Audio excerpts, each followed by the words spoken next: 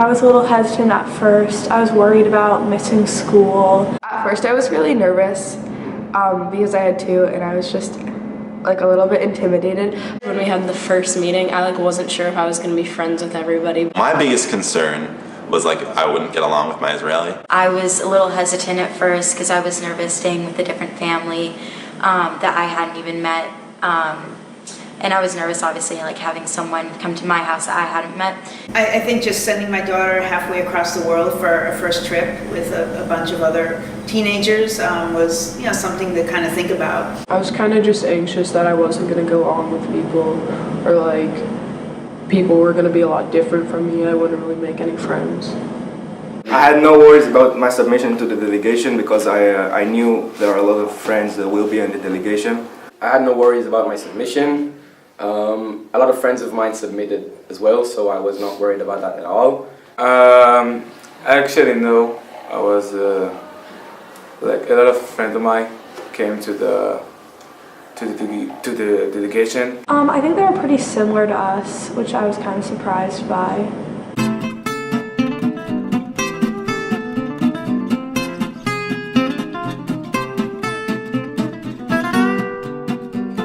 When we first met, nobody really knew who each other was. We all kind of were shy. We all had our own groups. The first day we met them, it was kind of scary because they were just sitting on the bus, they just came on the bus and sat next to us, and we all of a sudden had to talk to them. At first, we were really, I was really awkward, and I was shy, and I didn't thought I will connect to everyone. They were a lot nicer than I thought they would be. I felt like we kind of bonded pretty quickly in New York.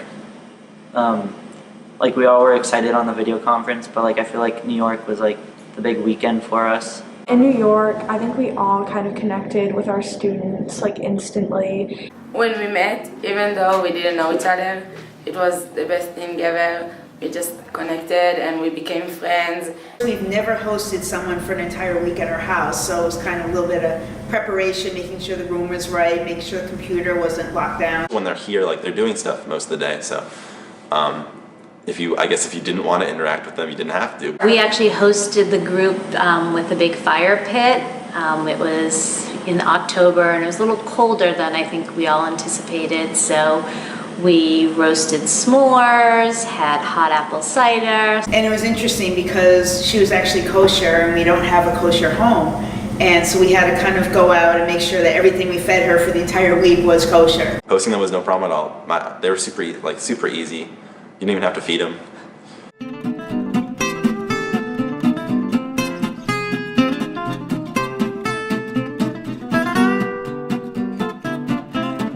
In February, when we got to see each other again, it was full of love and joy. Most people who don't know much about Israel just have a vision of it being very unsafe. People even warned me that you'd see people or soldiers with guns and stuff.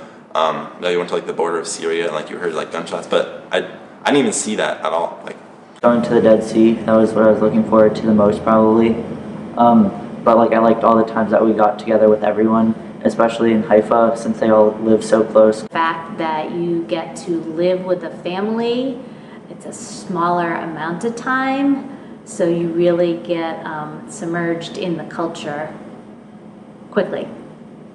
When we went to the Jewish People Museum, we learned about all the famous Jewish people and what they did. Visiting all the kind of ancient sites and stuff, it was definitely pretty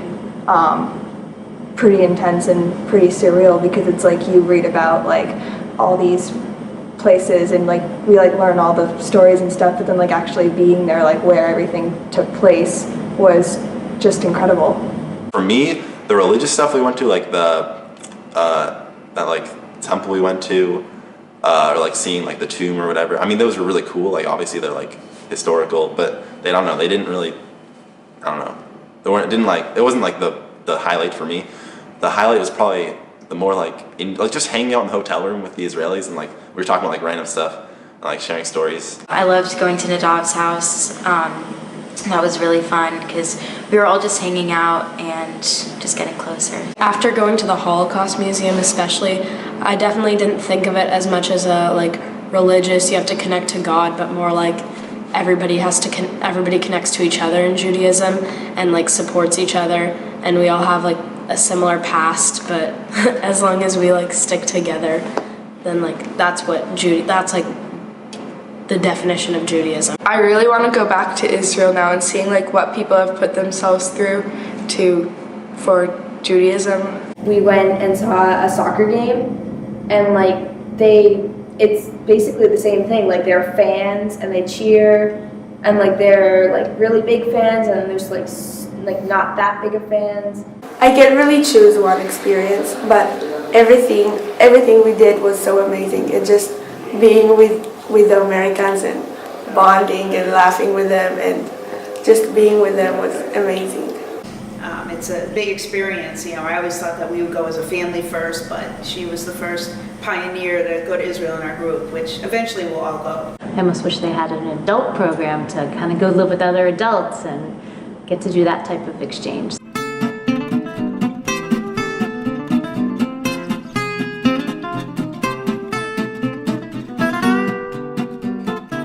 Sometimes we made fun of their English because like they would mess up things that like sound funny to us, but we didn't do it like in a mean way. I had no worries about submitting my Submission. submitting my submission. They said like ma a lot, so I figured that one out. It's like they said that to me a lot. Like sometimes they like forgot that I didn't know Hebrew, and like they started talking to me in Hebrew, and then I had to stop. Lo, Ken, Slicha, and a couple others. Oh, Stomy, that means shut up, and Stome is for a boy. Yeah.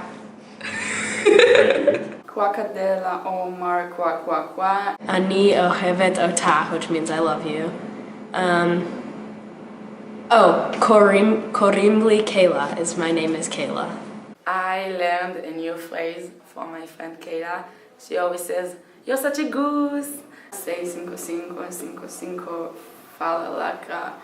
Macole. Yeah, that's about it with the non-swear words. Shalom, I knew that. That was like the only thing I knew before. We learned that they don't say shalom, they say hi. I've learned some new words. I don't think I should say them here. My Israeli Vigil, she taught me like ata ochel tabuchim.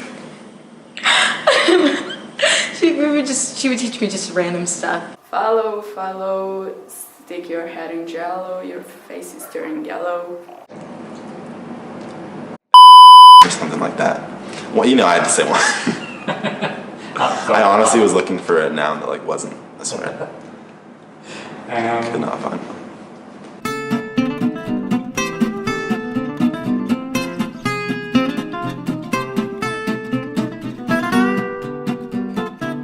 I was really surprised to see how similar my life is to their life, because I thought that they would all be really religious. I think the way like the Israelis viewed Judaism was a good like revelation almost, because I thought that most of them would be like pretty religious. I just thought that like by like inherently people like Jews in Israel were more religious than here. I feel like as like an American Jew, like being a minority just kind of influences your Jewish identity in a way that's like totally the opposite of like being the majority. So it was kind of interesting to experience like the flip side of that and what that was like.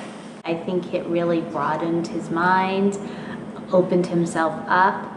I learned a lot about like how they like celebrate like Judaism. Like for them, it seems like they kind of just like live in Israel and like they just feel connected in a way. Like for us here, we kind of have to like go to temple in order like to feel connected. Living in America, I go to temple and I do different Jewish youth groups, and that makes me feel Jewish. But then just like living there, it's just like different. Yeah, I think I felt a lot more connected to like my Jewish side being in Israel. Just being there in the majority is a very different feeling than being in the US, where you constantly kind of have to go out of your way to like stay connected to your Judaism. I learned that Judaism can come in a lot of ways. I learned a lot about different sections in the Judaism. They kind of treated Shabbat a lot differently. Everything was closed, but then like as like a family, like everyone had like stuff to do.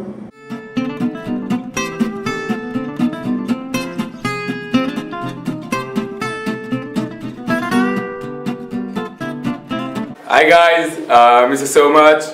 Really miss you, everyone. I'm looking forward to see you guys again next summer, and love you. Hey, how is it going? I love you and miss you so much. Hi guys, I just want to say I love you all, and you're always very welcome in Israel, and especially in my house. Looking forward to meet you all again, and hopefully I can come to the US soon.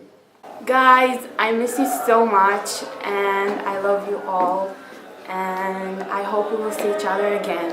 I miss you so much, and if you want to come to Israel, we will always want you to be here. And thank you for everything that we experienced together. I love you so much. Come back. My friends, I really love you. We had the greatest time in my life. I really enjoyed, and I will see you all again because I am flying to the USA. At least I'm planning to.